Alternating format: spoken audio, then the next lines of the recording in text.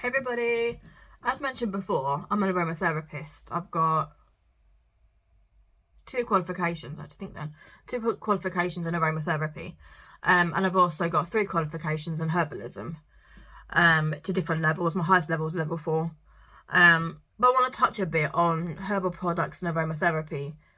Don't believe everything you see online, especially with essential oils, because some of them can actually be a bit dangerous. For example, tansy. You should never really use tansy unless you know what you're doing.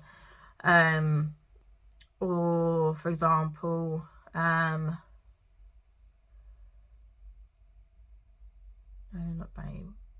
clary sage. Again, you've got to know what you're doing with that one.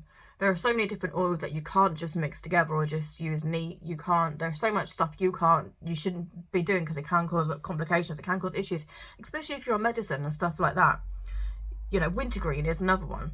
You should really, really be very careful with that one. If anything, some of these ones are, the harder they are to get hold of, the more dangerous they tend to be. So for anybody who wants to experiment with essential oils, really do your research.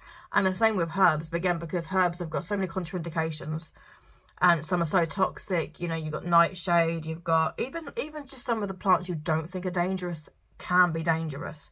So make sure that you fully research anything before you try it. And even people who work in health shops, they aren't qualified. Okay, and sometimes they won't even work, to be fair.